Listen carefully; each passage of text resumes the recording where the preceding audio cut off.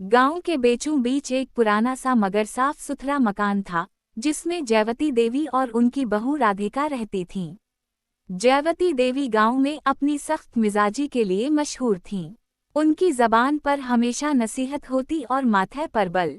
उन्हें लगता था कि बहुओं को सिर्फ काम करना चाहिए, बोलना नहीं। दूसरी तरफ राधिका एक नई नस्ल की लड़की थी, तालीम याफ्ता, शोख मिजाज और थोड़ी जिद्दी भी।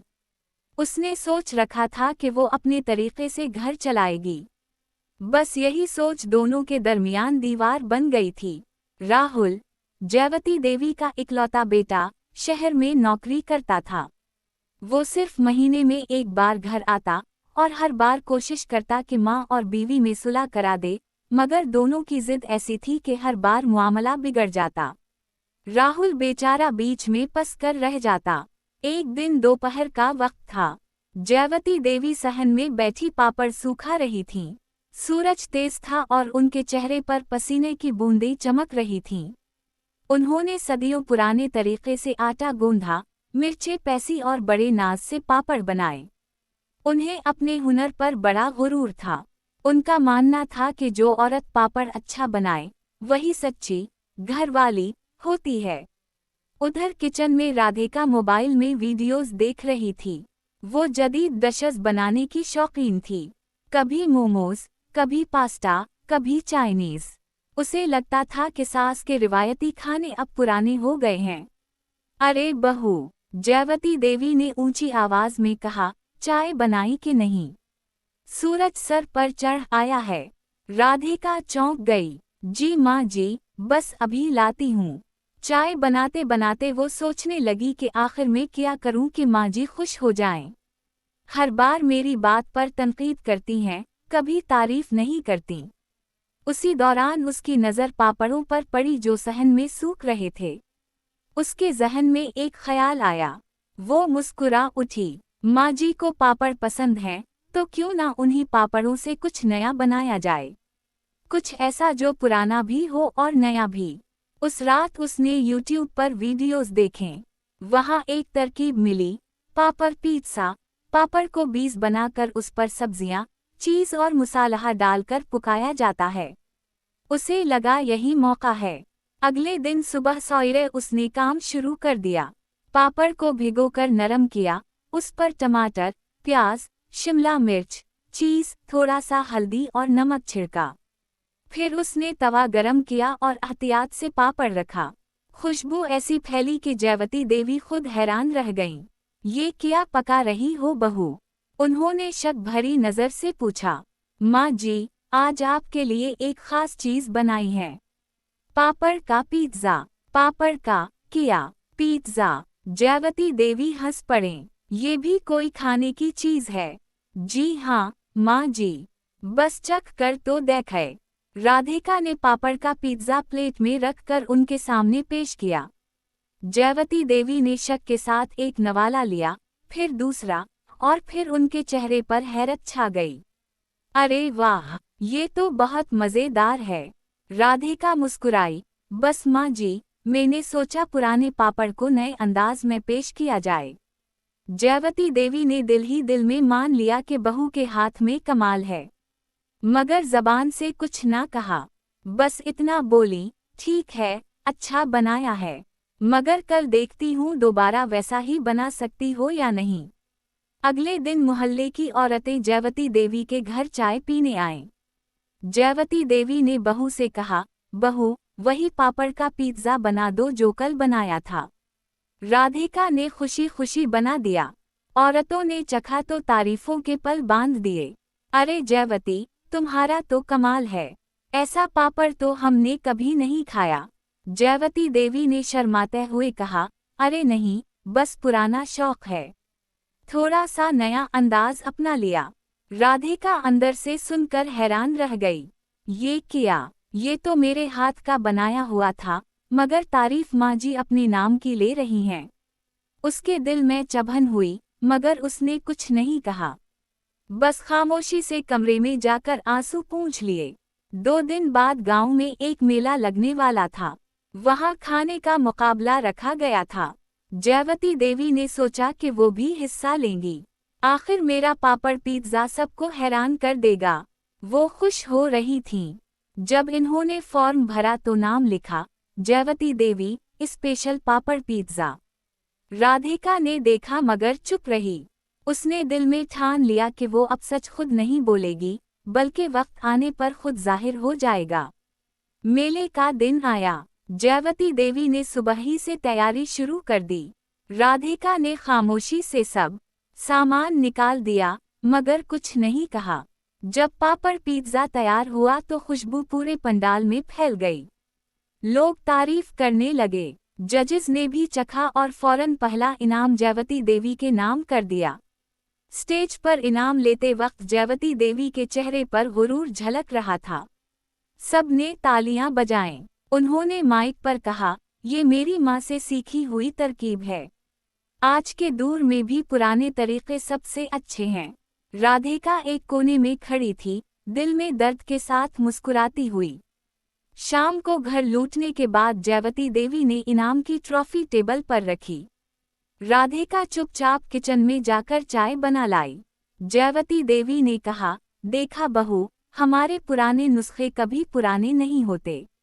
राधिका ने नरमी से जवाब दिया, जी माँ जी, पुराने नुस्खे नए हाथों में भी निखर सकते हैं। ये बात जयवती देवी के दिल को चुभ गई। उन्हें लगा कि बहू तने दे रही है। वो बोली, तुम्हारे बनाए में ऐसा जायका कहाँ? राधिका खामोश रही, मगर उस रात उसने अपने मोबाइल से एक वीडियो अपलोड की। उन्वान दिया, सास बहू की कहानी, पापड़ का पिज्ज़ा। उसने पूरा तरीका बताया और कहा, ये नुस्खा मेरी सास जी के पुराने पापड़ों से मुतासिर है, मगर तरीका मेरा है। ये वीडियो उन सब बहुओं के नाम जो सास से सीखती हैं मगर अपनी पहचान खोना नहीं चाहती। चंद दिनों में वीडियो वायरल हो गई। गांव के सब लोग बात करने लगे, अरे वही तो जयवती देवी की बहू है जिसका वीडियो पूरे यूट्यूब पर छा गया है। जब जयवती देवी ने ये सुना तो उनके चेहरे पर शर्म और गुस्से का मिला जला तासुर आया। शाम को इन्होंने राधिका को बुलाया। ये सब किया है बहू, तुमने हमारा राज दुनिया को बता दिया। राधिका ने अदब से कहा, माँ जी, मैंने तो सिर्फ सच बताया। मैंने कहा आपकी बेइज्जती की, बल्कि आपका जिक्र फख्र से किया है। जयवती देवी चुप हो गईं। कुछ देर बाद बोली, मैंने तो बस चाहा था लोग मेरी इज्जत करें।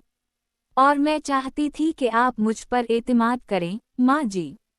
मैं आपकी इज्जत में इजाफा ही करना चाहती थी, कम नहीं। ये सुनकर जयवती देवी के आंसू निकल आए। वो बोली, अरे बहू, मैं तो तुझे परख रही थी। सोचा देखूं, नई नस्ल पुराने जायके समझ भी पाती है या नहीं। मगर तूने तो सब बदल दिया, जायका भी और मेरा दिल भी। उस दिन के बाद सास बहू का रिश्ता बदल गया। अब वो दोनों साथ बैठकर खाना बनाती।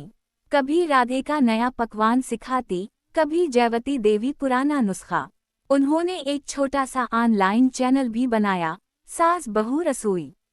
चंद ही महीनों में उनका चैनल मशहूर हो गया। वीडियोस पर लाखों व्यूज आने लगे। लोग तबसरे करते, ये जोड़ी तो कमाल है। गांव की औरतें भी मुतासिर हुईं। अब वो बहुओं से झगड़ने की बजाय उनसे सीखने लगें। जयवती देवी अक्सर कहती, रिश्ते भी खाने की तरह होते हैं। थोड़ा सा सब्र, थोड़ा सा नमक और एक चटक की मोहब्बत डाल दो, सब ठीक हो जाता है। एक दिन राहुल शहर से लौटा। उसने माँ और बीवी को साथ बैठा देखा तो हैरान रह गया। ये किया, तुम दोनों साथ? जयवती देवी हंस पड़े। हाँ बेटा, अब हमने सोच लिया है कि पापड़ भी बनेगा और पिज्ज़ा भी। दोनों एक साथ, राधिका ने हंसते हुए कहा, और माँ जी ने सिखाया है कि हर पापड़ की लचक रिश्ते को बचा सकती है। राहुल की आंखों में आंसू आ गए। वो बोला, काश सब घरों में ऐसी समझ आ जाए तो कोई रिश्ता कभी ना टूटे। वक्त गुजरता गया। पापड़ का पिज्ज़ा न सिर्फ उनके घर बल्कि पूरे गांव की पहचान बन गया। मेले में अगले साल इन्होंने माँ बेटी के नाम से हिस्सा लिया। इस बार दोनों ने एक साथ इनाम जीता। स्टेज पर जयवती देवी ने माइक पकड़ा और कहा, ये इनाम मेरी बहू के नाम है, जिसने मुझे सिखाया कि ज़माना बदल जाए तो हम भी बदल सकते हैं, मगर मोहब्बत कभी पुरानी नहीं होती। पूरा पंडाल तालियां बजाने लगा। राधिका ने आगे बढ़कर माँ जी के पैर छुए। माँ जी, पापड़ आपका, पिज़्ज़ा मेरा, मगर जायका हमारे रिश्ते का। उसी लम्हे जयवती देवी ने बहू को गले लगा लिया। आंखों से आंसू बह निकले, मगर उन आंसुओं में अब शक नहीं, मोहब्बत थी। गांव की औरतों ने बाद में कहा, यही होती है असल बहू, जो ना सास को हरा दे, ना खुद हारे, बल्कि दोनों के दिल जीत ले। और इस तरह एक पापड़ का पिज़्ज़ा, जो सिर्फ एक डिश था, एक रिश्ता जोड़ने वाली कहानी बन गया। अगले दिन सुबह का वक्त था। जयवती देवी सहन में बैठी थीं, हाथ में इनाम की ट्रॉफी थी, लेकिन दिल में अजीब सा खला। वो सोच रही थीं, क्या वाकई मैंने सही किया, बहू की मेहनत पर अपना नाम लिखवा लिया। अंदर ज़मीर कुछ कह रहा था, मगर अना उस आवाज़ को दबाए जा रही थी। उसी वक्त राधिका आहिस्ता से आई। उसने कहा, माँ जी, मैं बाजार जा रही हूँ। कल चैनल के लिए कुछ नई वीडियोस रिकॉर्ड करनी है। किस चैनल के लिए? जयवती देवी ने चौंक कर पूछा। वही, सास बहू रसोई। मैंने सोचा, हम दोनों मिलकर वीडियो बनाएं तो अच्छा रहेगा। हम दोनों? जयवती देवी के चेहरे पर हैरत थी। जी माँ जी, मैं अकेली नहीं चाहती कि लोग सिर्फ मुझे देखें। आप ही तो असल प्रेरणा हैं। आपके बगैर ये वीडियो अधूरी होगी। जयवती देवी ने खामोशी इख्तियार की। दिल के अंदर कहीं एक नरम एहसास जागा, मगर ज़बान अब भी सख्त थी। देखेंगे, वक्त मिला तो। राधिका मुस्कुरा कर चली गई। उस रात जयवती देवी को नींद नहीं आई। उन्हें वो दिन याद आया जब उनकी अपनी सास ने उनके हाथ का बनाया हुआ खाना सबके सामने अपना कह दिया था। वो कितनी दुखी हुई थीं। आज वही गलती वो खुद दोहरा रही थीं। अगले दिन सुबह जब राधिका किचन में आई तो देखा कि जयवती देवी पहले से बैठी हैं। आज आप इतनी सुबह? हाँ बहू, आज हम दोनों मिलकर कुछ नया बनाएंगे। राधिका खुशी से चौंक गई। क्या बनाएं माँ जी? आज पापड़ का पिज़्ज़ा नहीं, बल्कि पापड़ की कहानी बनाएंगे। एक नया जायका, एक नया सबक। दोनों ने मिलकर किचन तैयार किया। राधिका ने मोबाइल कैमरा ऑन किया। जयवती देवी ने पहली बार कैमरे के सामने बात की। उन्होंने कहा, मैं हूँ जयवती देवी, और आज मैं अपनी बहू के साथ मिलकर कुछ नया बनाने जा रही हूँ। कभी सोचा ना था कि पापड़ भी दिलों को जोड़ सकता है। वीडियो में दोनों हंसते बोलते रहे। राधिका कभी माँ जी को हिदायत देती, कभी उनसे सीखती। आखिर में जब डिश तैयार हुई तो जयवती देवी ने कैमरे की तरफ देखकर कहा, ये है सच, बहू के हाथ का जायका और सास के दिल का प्यार, दोनों मिल जाएं तो हर खाना कामयाब हो जाता है। ये वीडियो अपलोड हुई तो चंद घंटों में लाखों व्यूज आ गए। तब सिरे आने लगे, ऐसी सास हो तो हर बहू खुश रहे। पापड़ का पिज़्ज़ा नहीं, मोहब्बत की तरकीब है। सास बहू का बेहतरीन जोड़ा। गांव के लोग हैरान रह गए। वही जयवती देवी जो कल तक बहू को बात बात पर टोकती थीं, आज उसके साथ हंसते खेलते वीडियो बना रही थीं। मेले के मुंतज़मीन ने भी ये वीडियो देखी। इन्होंने अगले साल के मेले में दोनों को मेहमान खुसूसी के तौर पर बुलाने का ऐलान कर दिया। जब दावतनामा आया तो जयवती देवी की आंखों में खुशी के आंसू थे। इन्होंने कहा, बहू, ये इनाम मेरा नहीं, हमारा है, और इस बार हम दोनों स्टेज पर साथ जाएंगे। मेले का दिन आया। स्टेज सजा हुआ था, लोग जुमा थे। जयवती देवी और राधिका एक दूसरे के साथ हाथ में हाथ डाले दाखिल हुए। जजेस ने कहा, पिछले साल जयवती देवी ने इनाम जीता था। इस बार हम चाहते हैं कि वो अपनी बहू के साथ आकर कोई नई डिश बनाएं, ताकि सबको सीखने का मौका मिले। जयवती देवी ने माइक पकड़ा। इस बार हम बना रहे हैं रिश्तों का पापड़, जिसमें जायका है सब्र का, लचक है मोहब्बत की, और खुशबू है ईमानदारी की। पूरा मजमा मुस्कुरा उठा। राधिका ने माँ जी के साथ मिलकर पापड़ पिज़्ज़ा तैयार किया। जजेस ने चखा और ऐलान किया, ये सिर्फ खाना नहीं, सबक है। इनाम की रकम दोनों के नाम हुई, मगर जयवती देवी ने ऐलान किया, ये रकम हम गांव की लड़कियों के खाने पकाने के स्कूल के लिए देंगे, ताकि हर बहू अपने ख्वाबों का जायका खुद बना सके। तालियां बजने लगें। राहुल ने आगे बढ़कर मां और बीवी को गले लगा लिया। उसने कहा, आप दोनों ने आज वो कर दिखाया जो बहुत से लोग सिर्फ सोचते हैं, रिश्ते को जायका दे दिया। घर लूटने के बाद जयवती देवी ने बहू से कहा, याद है बहू, उस दिन मैंने कहा था कि तुम दोबारा वैसा पापड़ पिज्जा नहीं बना सकती। राधिका हंसी, जी माँ जी, मगर आपने आज वही जायका अपने दिल से बना दिया है। जयवती देवी ने बहू के हाथ थामे। बेटी, मैंने जिंदगी भर यही समझा कि सास को हुक्म देना चाहिए और बहू को मानना चाहिए, मगर आज समझा कि रिश्ते तब खूबसूरत बनते हैं जब दोनों एक दूसरे से सीखें। इस लम्हे घर के आंगन में जैसे रोशनी भर गई, दीवारों ने भी जैसे सुकून का सांस लिया। कुछ हफ्तों बाद उनके चैनल के 10 लाख सब्सक्राइबर हो गए। यूट्यूब ने इन्हें गोल्ड प्ले बटन भेजा। जयवती देवी ने बटन को दीवार पर लगाते हुए कहा, ये सिर्फ हमारा नहीं, उन सब माँ बेटियों का है जो एक दूसरे को समझने की कोशिश करती हैं। एक दिन राधिका ने कहा, माँ जी, अब हम अगली वीडियो में क्या बनाएंगे? जयवती देवी हंसकर बोली, इस बार कुछ मीठा बनाते हैं, जैसे रिश्ते मीठे हो गए हैं। राधिका ने जवाब दिया, तो फिर नाम रख देते हैं, मीठा रिश्ता। दोनों के दरमियान कहकहे गूंजने लगे। अब वो घर जहाँ कभी बहस की आवाजें आती थीं, वहाँ अब मुस्कुराहटें, कहकहे और चाय की खुशबू फैलने लगी।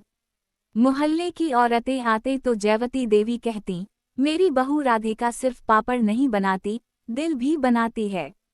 वक्त गुजरता गया। उनका चैनल अब एक स्कूल में बदल गया, जहाँ गांव की लड़कियां आकर खाना पकाना सीखते, सास बहू के झगड़ों से नहीं, बल्कि उनकी कहानियों से सीखते कि इज्जत, मोहब्बत और सच्चाई सबसे बड़ी तरकीब हैं। आखिर में जयवती देवी ने एक दिन कैमरे के सामने कहा, पापड़ हो या पिज्जा, जायका हाथों से नहीं दिल से आता है। अगर नीयत साफ हो तो हर रिश्ता लजीज बन जाता है। राधिका ने मुस्कुरा कर कहा, और माँ जी, अब आपके हाथों के पापड़ पूरे हिंदुस्तान में मशहूर हो गए हैं। जयवती देवी ने बहू के सर पर हाथ रखा। अरे नहीं बहू, अब वो हमारे पापड़ हैं, जो मोहब्बत के आटे से गंधे हैं। दोनों की हंसी आंगन में गूंजती रही। सूरज ढल रहा था, मगर उनके चेहरों पर रोशनी बढ़ती जा रही थी। यूं, पापड़ का पिज्जा एक आम खाना नहीं बल्कि एक सबक बन गया कि रिश्तों में जिद नहीं, समझदारी डाल दो, अल्फाज नहीं, एहसास पका लो, और थोड़ी सी मोहब्बत का मसाला छिड़क दो, फिर जिंदगी खुद जायकादार पिज्जा बन जाती है।